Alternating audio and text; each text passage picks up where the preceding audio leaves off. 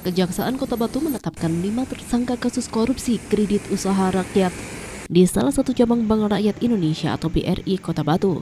Kelima tersangka merupakan para saksi yang sebelumnya telah diperiksa oleh Kejaksaan Negeri Kota Batu.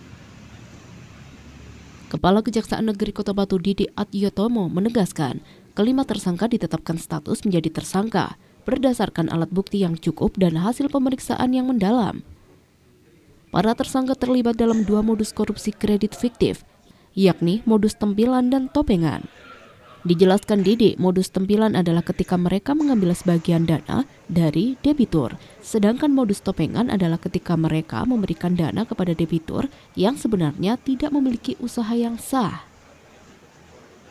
Didi juga mengungkapkan perhitungan sementara menunjukkan kerugian negara yang berhasil dihitung, yakni mencapai Rp4.481.674 kendati total pencairan dana mencapai Rp6.235.000.000. Kerugian yang diakibatkan oleh tindakan pidana ini diperkirakan sekitar Rp4,6 miliar.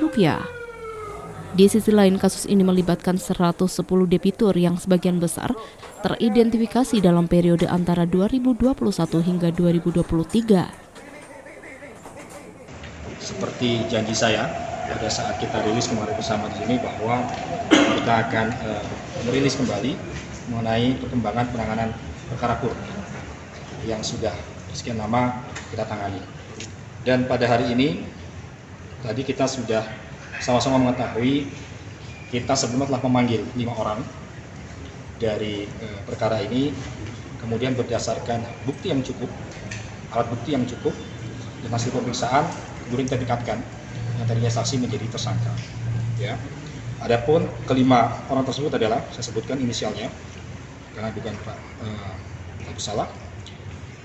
JWP, kemudian MHC, ada AS, NA dan AZ. Jadi mereka ini sudah kita tingkatkan menjadi tersangka sebelumnya menjadi saksi. Sehingga di tahap awal ini pertama untuk penyidikan kita sudah melakukan perkembangan dari sebelumnya. Kemudian dari perkara ini telah berhasil mendapatkan perhitungan kerugian negara sebesar Rp4.661.881.674 Ini merupakan hasil penghitungan dari akuntan publik independen.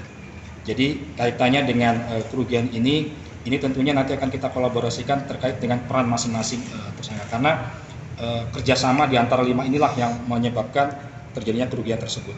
Dan perkara ini terkait dengan 110 debitur yang dicairkan. Total dari keseluruhan itu ada di Rp6.235.000.000. Namun yang dilakukan tindakan pidana oleh mereka itu adalah sebesar Rp4.066.000.000 sekian. Kemudian modus operandinya mungkin teman-teman juga sama-sama sudah tahu. Ada istilah tempilan, ada istilah topengan. Jadi 2 modus itu yang dilakukan oleh para pelaku, dalam hal ini 5 tersangka tadi, di mana tempilan yang sama-sama kita ketahui ini merupakan sebuah pencairan di mana mereka mengambil beberapa bagian dari pencairan hasil kerjasama itu sendiri. Kemudian topengan ini ada beberapa debitur yang secara fakta sebenarnya mereka tidak memiliki usaha, tapi dibuat seolah-olah memiliki usaha. Sehingga untuk mencairkan itu semua dilakukan kerjasama di antara para pihak. Artinya tanpa adanya kerjasama dengan 5 tersangka ini, maka tidak mungkin terjadi pencairan tersebut. Maka dari itu kita tetapkan 5 tersangka ini secara bersama-sama pada hari ini untuk mempertanggungjawabkan perbuatannya. Kepala Kejaksaan menambahkan bahwa kerugian negara ini terjadi karena adanya kolaborasi antara kelima tersangka. Tanpa adanya kolaborasi antara mereka, pencairan dana tersebut tidak akan terjadi.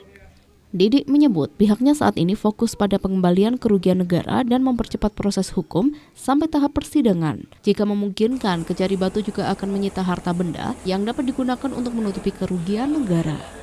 Saat ini kelima tersangka sedang proses penahanan sementara di Lapas Kelas 1 Malang dan Kejaksaan Negeri Batu akan terus memberikan informasi perkembangan lebih lanjut.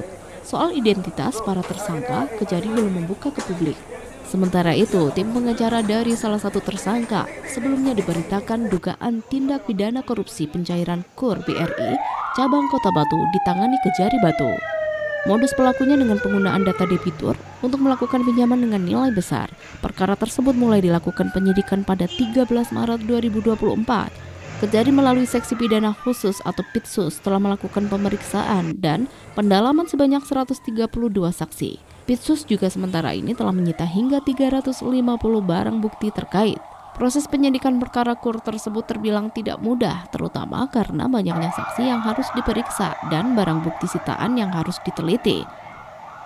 Kini prosesnya telah sampai pada penetapan tersangka dengan hitungan kerugian negara yang juga terungkap lebih besar dari dugaan awal. Dari Kota Batu, Anas ATV melaporkan.